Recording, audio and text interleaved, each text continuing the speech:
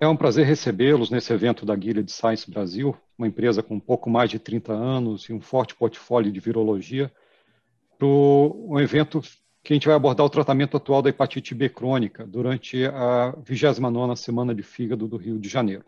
Meu nome é Eric Bassetti, eu sou diretor médico associado da Gilead Science e vou trazer alguns dados interessantes sobre a hepatite B. Uma informação importante que a gente tem do tratamento da infecção pela hepatite B é que, apesar de hoje os medicamentos que nós temos são drogas que conseguem fazer a supressão virológica, ainda não existe a cura virológica da hepatite B, assim como não há do HIV.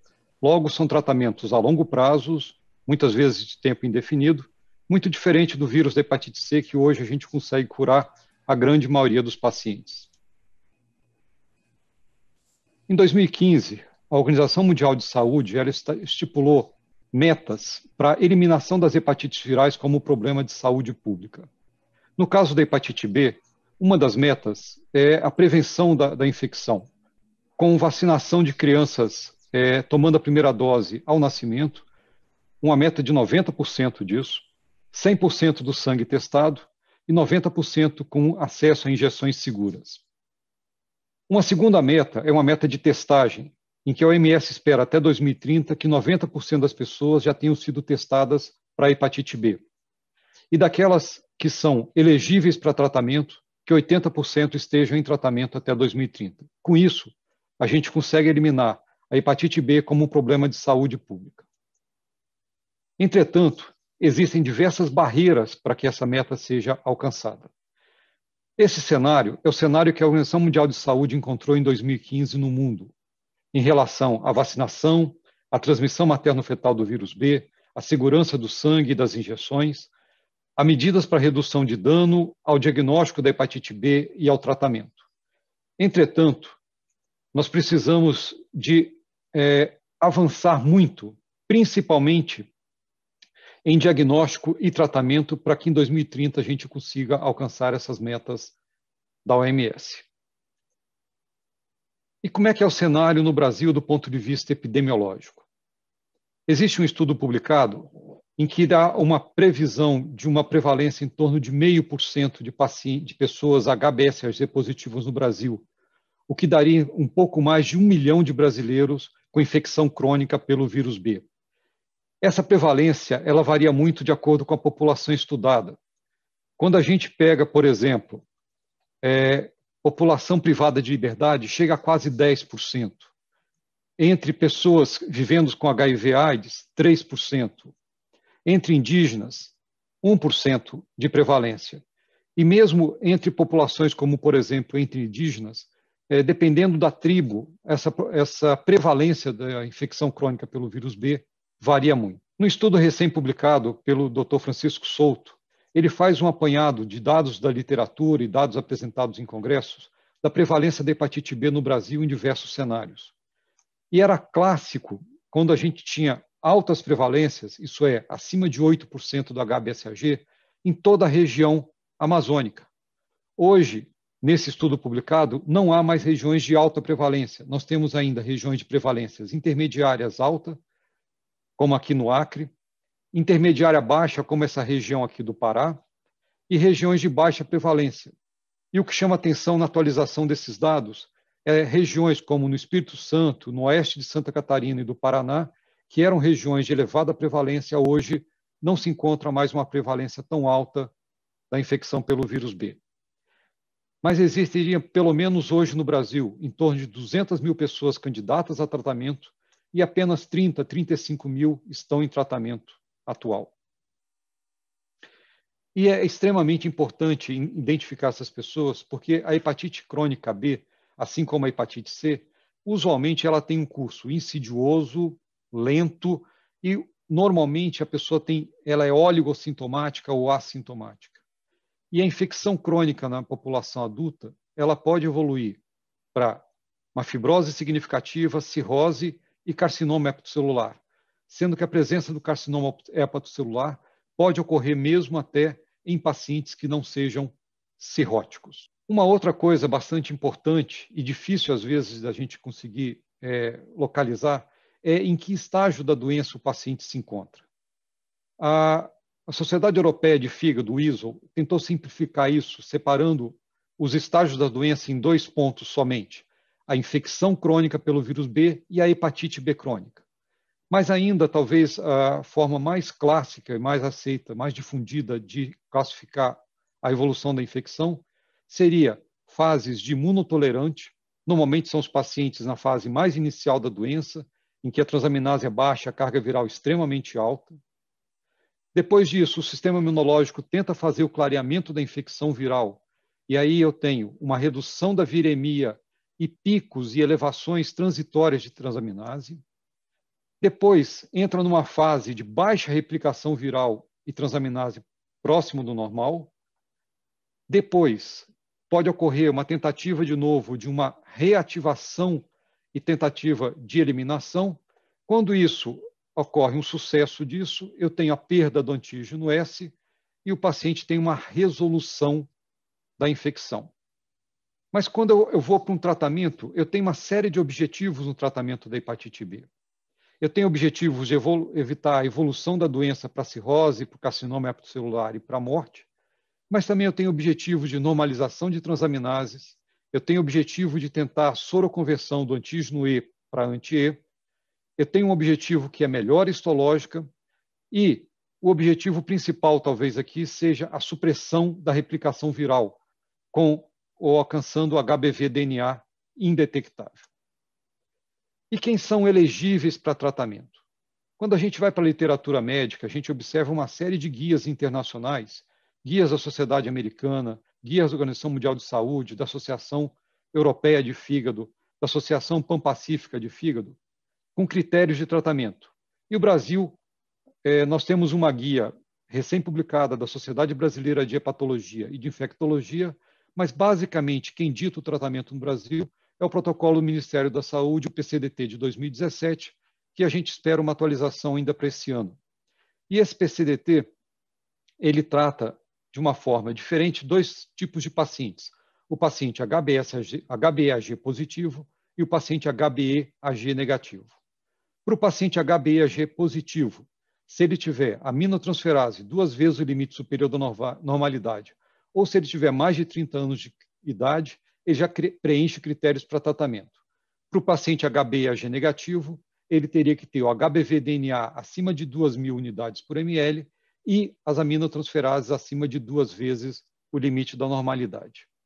No PCDT também existem vários critérios independentes da carga viral e da elevação de transaminase que são úteis para preencher critérios para tratamento. Um dos problemas sérios que a gente tem com a hepatite B é o que seria a ALT normal. Usualmente, o valor de referência para kits comerciais giram em torno de 40 unidades por ml. Mas existem dados de literatura mostrando que mesmo esses pacientes que têm ALT dentro da normalidade, eles podem ter fibrose significativa.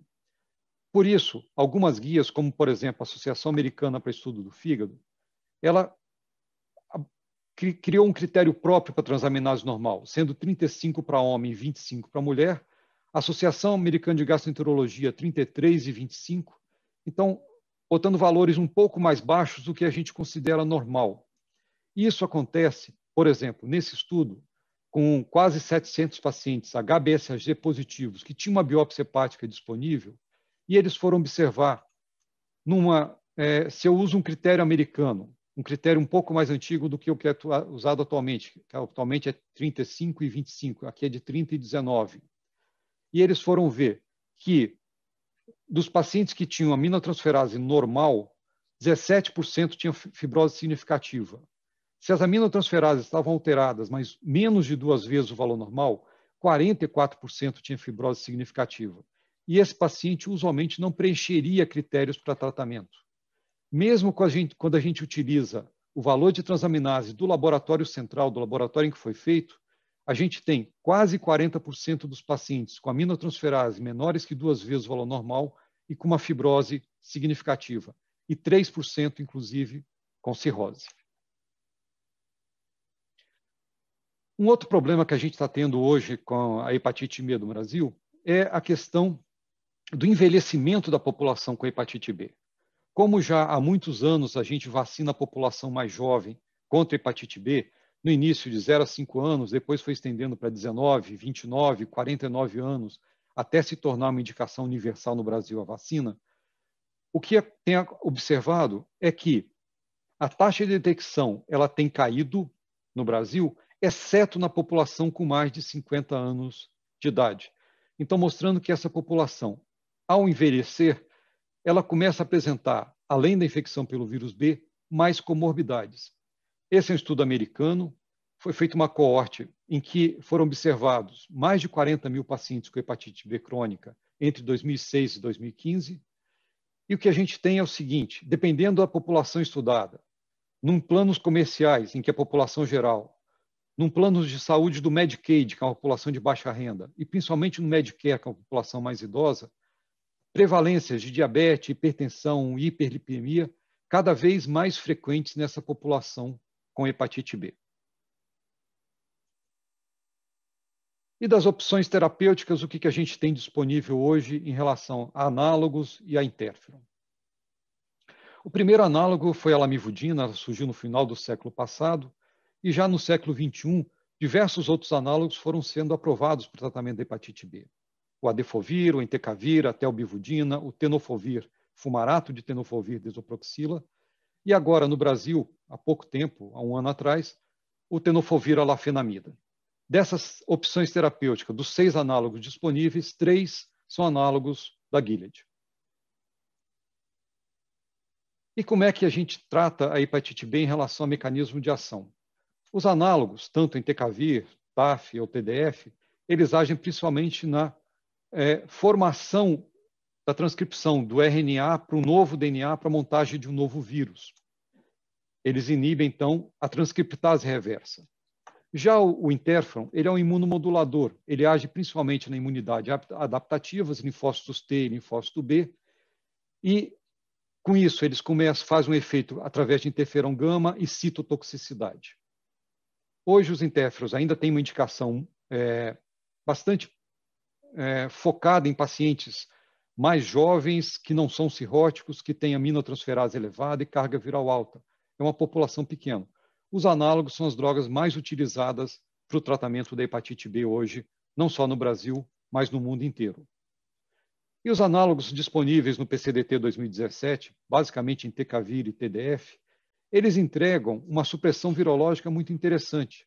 Nesse estudo, não são estudos head-to-head, o entecavir em pacientes HbA1g positivos, ao final de 5 anos, 94% já tinham supressão virológica.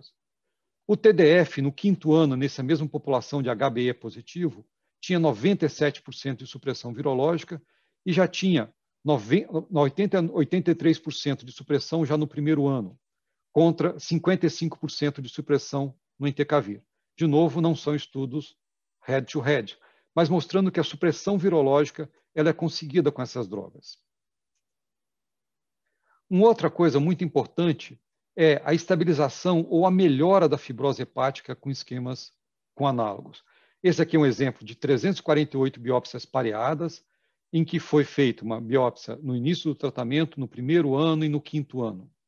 E o que a gente observa numa escala de Ishak Score 4, 5 e 6, que seriam as fibroses mais avançadas ou cirrose, alguma coisa como metavir F3 e F4, que no começo do tratamento correspondia a 38% dos pacientes, ao final de 5 anos, e o paciente ele é controle dele mesmo, só 12% tinham uma doença, uma fibrose avançada. Um outro dado também que a gente consegue com as terapias atuais é impacto na classificação de Child-Pugh dos pacientes cirróticos e na escala de MELD.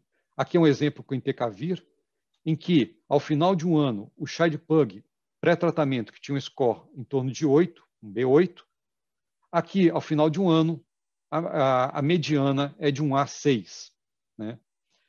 E também na score MELD, em que eu tenho uma mediana em torno de 11 pré-tratamento e, ao final de um ano, abaixo de 9 no MELD score. Então, mostrando um impacto positivo na função hepática. Agora, a gente já teve esses dados de envelhecimento da população, dos benefícios desses tratamentos já disponíveis. E uma coisa muito interessante é a questão do tempo de duração do tratamento. Usualmente, o paciente ele não sustenta a resposta virológica durante muito tempo quando a gente tenta a retirada dos medicamentos. Então, o que acontece? Esse tratamento, usualmente, ele é feito, hoje, atualmente, para um uso ad eterno. Então, a segurança a longo prazo dessas drogas é extremamente importante. A gente já tem bastante experiência com entecavir e com TDF, e a gente sabe que o paciente, a curto prazo, ele não tem efeitos colaterais muito significativos a curto prazo. Entretanto, como esse paciente vai utilizar essa droga durante muito tempo, e como esse paciente tem uma expectativa de vida longa, ele vai viver com a infecção pelo vírus B por muitos anos e vai utilizar o medicamento também por um período muito longo de tempo. Por isso, a Gilead desenvolveu, então, o tenofovir alafenamida. E como é que foi feito esse desenvolvimento dessa nova droga para o tratamento da hepatite B?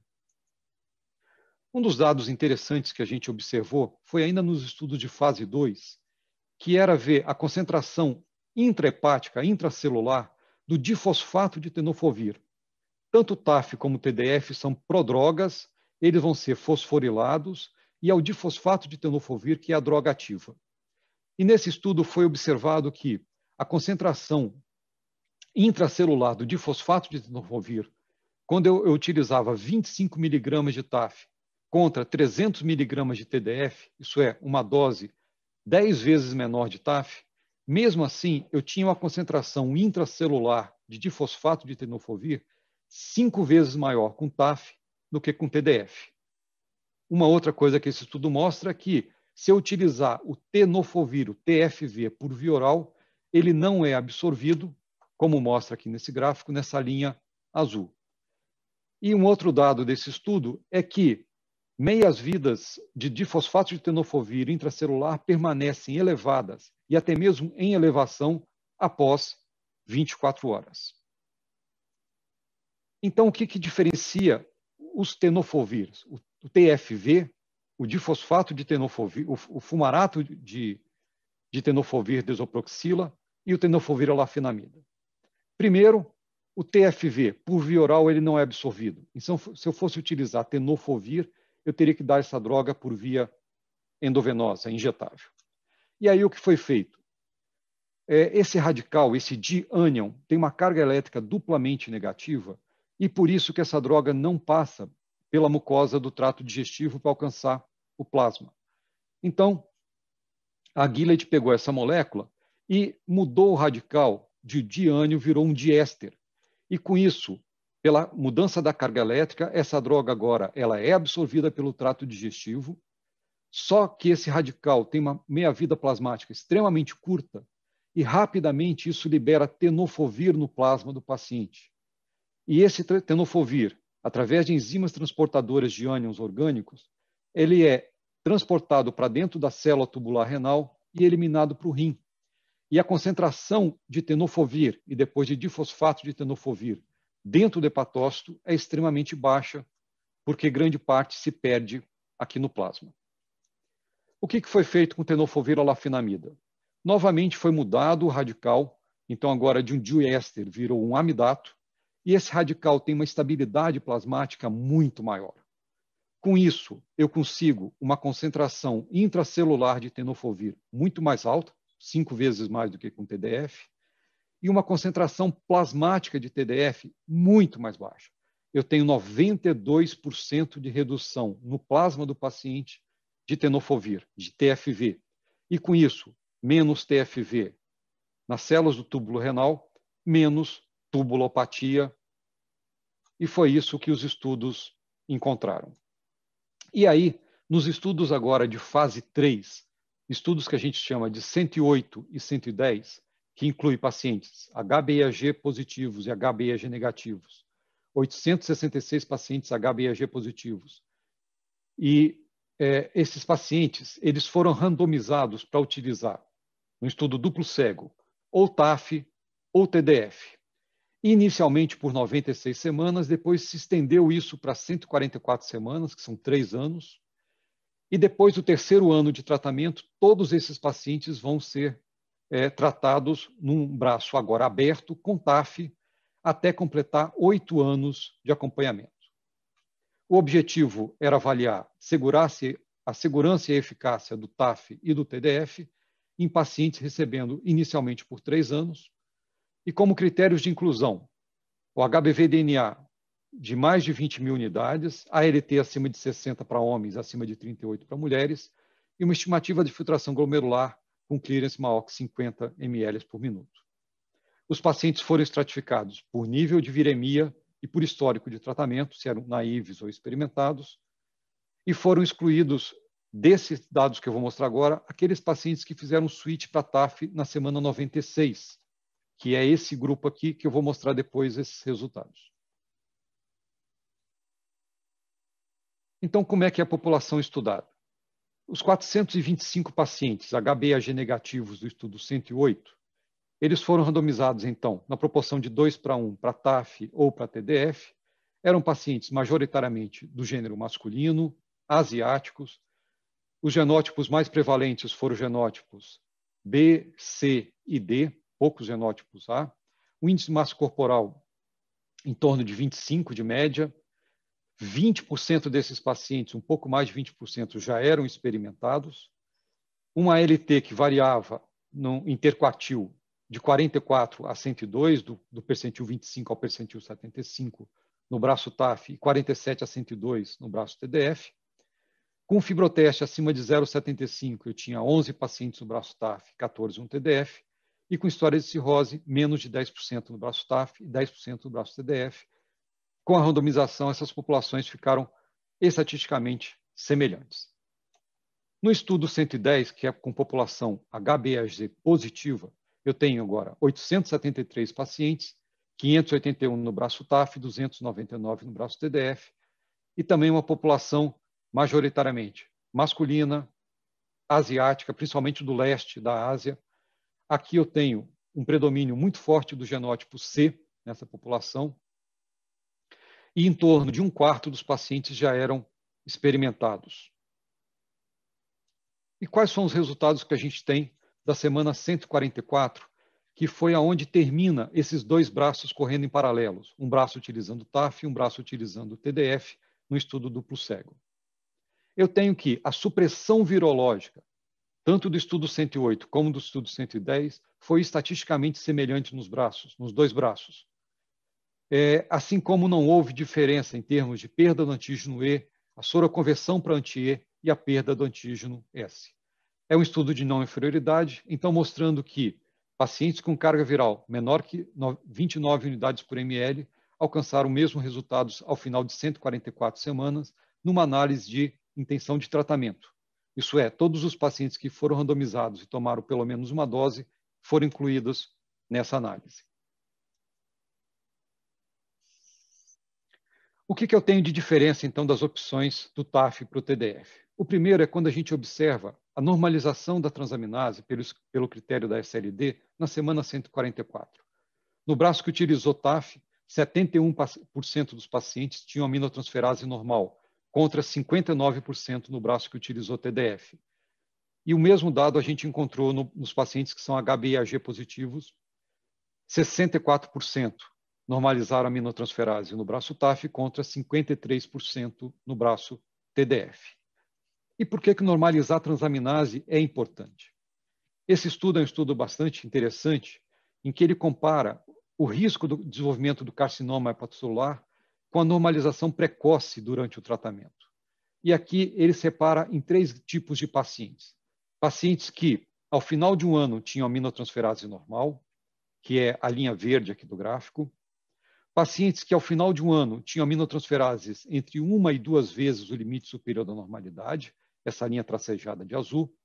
E pacientes que, ao final do primeiro ano, tinham aminotransferases acima de 2 vezes o valor normal. E eles fizeram acompanhamento por mais 5 anos e observaram que no grupo que tinham transaminase normal no primeiro ano, só 2,7% evoluiu para carcinoma hepatocelular, contra 6% de CHC ao final de 5 anos de follow-up, naqueles em que a aminotransferase estavam acima de 2 vezes o limite superior da normalidade. Eram pacientes também majoritariamente masculinos, uma idade média de 50 anos de idade, com plaqueta em torno de 120 e 80 mil são pacientes de Hong Kong que foram tratados ou com entecavir ou com TDF no período de 2005 a 2016, e um N bastante significativo, com mais de 21 mil tratamentos. Então, mostrando que uma normalização precoce das aminotransferases, elas são sugestivas de uma redução de risco para carcinoma hepatocelular. Uma outra coisa que se estudou nesses estudos de fase 3 é a questão da segurança dessas drogas. Então, nessa fase duplo cega, foi comparado os efeitos adversos dos pacientes, das pessoas que utilizaram TAF com aquelas que utilizaram o TDF. E a gente observa que os efeitos adversos são bastante semelhantes e efeitos adversos mais altos, graus 3 ou 4, ocorreu em 8% só nos dois braços, e efeitos adversos sérios em 10% e 11% nos braços. Sendo que a descontinuação por efeito adverso foi de apenas 2%, e não houve morte associada durante esses 3 anos de follow-up. Do ponto de vista de alterações laboratoriais, elas ocorreram em pouco mais de 35% nos dois braços, efeitos adversos laboratoriais, grau 3 ou 4. Né? E o que a gente nota aqui de diferença é apenas em relação ao LDL colesterol, que no braço TDF, em 7% houve uma elevação, contra menos de 1% no braço TDF. Mas é interessante notar que eleva também o HDL colesterol, então a relação colesterol total HDL, ela permanece estável durante todo o tratamento, não aumentando o risco cardiovascular. Também, quando a gente fala de segurança, é importante a gente observar a filtração glomerular desses pacientes. E o que a gente observa é o seguinte: em cinza são os pacientes tratados com TDF, e a gente observa uma queda significativa da filtração glomerular já no primeiro ano de tratamento, e chegando a uma queda de 6 ml por minuto de mediana ao final de 3 anos de tratamento, contra uma queda de apenas 1 ml por minuto no braço TAF, sendo que usualmente essa população com mais de 40, 50 anos de idade perde naturalmente em torno de 1 ml por minuto por ano. E aqui no braço TAF ele perdeu apenas 1 ml ao final de 3 anos. E isso foi estatisticamente significativo, mostrando que o TDF tem um maior comprometimento de filtração glomerular do que o TAF. E o que a gente procura ver, então, de marcadores laboratoriais para ver comprometimento do rim? Como a lesão é basicamente tubular, é importante que a gente solicite essa relação da proteína fixadora do retinol com a creatinina ou da beta-2 microglobulina com a creatinina, que são marcadores de tubulopatia. E o que a gente observa de novo? Diferenças altamente significativas, e aqui, quanto menor eu tiver esse marcador, menos sinais de tubulopatia eu tenho. Então, de novo, mostrando que o TAF é mais seguro para o rim do que o TDF. Dados semelhantes foram encontrados, então, do ponto de vista de densidade mineral óssea. A gente sabe que com a lesão renal existe perda, principalmente de fosfato, e isso é um dos causadores de osteopenia e osteoporose. Aquela questão que eu já abordei do envelhecimento da população, então também nós temos uma população mais candidata à osteopenia e osteoporose, e existem estudos já publicados na literatura mostrando que a hepatopatia, a presença da infecção pelo vírus B por si só, é um fator causador de osteopenia, osteoporose. Então também foi estudada a densidade mineral óssea, tanto no quadril como na coluna, no braço que utilizou o TAF e o TDF. E o que a gente observou também, uma menor perda óssea com TAF e com TDF, tanto no quadril quanto na coluna, com P's altamente significativos. Então, mostrando que o TAF ele é semelhante ao TDF do ponto de vista de normalização, de supressão virológica, ele consegue entregar mais normalização de ALT do que o TDF, com uma segurança renal e óssea também superior. Um outro dado desses estudos são aqueles pacientes que, ao final da semana 96, fizeram o switch de TDF para TAF. Lembrar depois que esse protocolo ele sofre uma emenda e eles, então, estendem o braço TDF para 3 anos. Mas aqui, 181 pacientes já tinham feito switch de TDF para TAF, e a gente vai observar, então, depois de 1 ano que esses pacientes fizeram switch, estão em uso de tenofovir alafenamida 25 mg o que a gente encontrou. Nesse diapositivo, nós temos dois dados importantes. Primeiro, em termos de supressão virológica. Não houve, de novo, diferença estatística entre aqueles pacientes que utilizaram TAF e que depois de 96 semanas, que utilizaram TDF e que depois de 96 semanas migraram para TAF. Eles continuam com elevadas taxas de supressão virológica. O que foi observado é que aqueles pacientes que ficaram por 2 anos com TDF e aí, ao final da semana 96, migram para TAF, ao final de um ano, de 47% que tinham transaminases normais, passa para 65% com transaminases normais. Então, esse paciente ele utiliza TDF por 2 anos, ao final de 2 anos, menos da metade tinham transaminases normais, e depois de 1 ano apenas de troca de TDF para TAF, praticamente 2/3 dos pacientes agora já têm transaminase normais. Também foi significativo nesse estudo quando a gente avaliou a filtração glomerular e a densidade mineral óssea. E a gente observa, então, que os pacientes que estavam tendo perda da filtração glomerular, mesmo aquele que não tinha nenhum fator de risco para utilizar o TDF, ou aquele que tinha pelo menos um fator de risco, a partir do momento que ele faz o switch de TDF para TAF, ele recupera a filtração glomerular e, ao final de 48 semanas de TAF, ele encontra com aquele grupo que já estava há 3 anos utilizando o TAF. Isso acontece da mesma maneira, um pouco mais lento, mas também significativo, em termos de recuperação de densidade mineral óssea. Então, no momento em que ele faz o switch de TDF para TAF, ele começa a recuperar a densidade mineral óssea também. Mostrando que aquele impacto que o TDF trouxe para o paciente, que estava em uso há pelo menos 2 anos, tanto do ponto de vista de filtração glomerular como de densidade mineral óssea, a partir do momento do switch, ao final de 1 ano, ele recupera a função glomerular e ele recupera a densidade mineral óssea. Um outro dado muito importante que esse estudo avaliou é se houve presença de variantes associadas à resistência, tanto no braço TAF como no braço TDF. O TDF, como eu já mostrei anteriormente, também é uma droga Gilead, foi estudada nos estudos 102 e 103. São estudos de 8 anos com TDF e, ao final de 8 anos, não foi observado nenhuma resistência ao TDF. Aqui nos estudos 108 e 110, nos braços comparativos com TAF e com TDF, também não houve presença de resistência, nem ao TAF, nem ao TDF. Com isso, guias internacionais, como a guia europeia, em que o TAF já estava aprovado na Europa na época da publicação, eles abordam a questão do tratamento hoje da hepatite B crônica como a principal escolha terapêutica seriam análogos nucleosídeos ou nucleotídeos potentes, com elevadas barreiras genéticas, independente da severidade da doença hepática. Então, essa guia, praticamente, ela não recomenda mais a lamivudina, o adefovir e até o bivudina, e recomenda fortemente o entecavir, o TDF e o TAF como opções terapêuticas em monoterapia para tratamento da hepatite B crônica.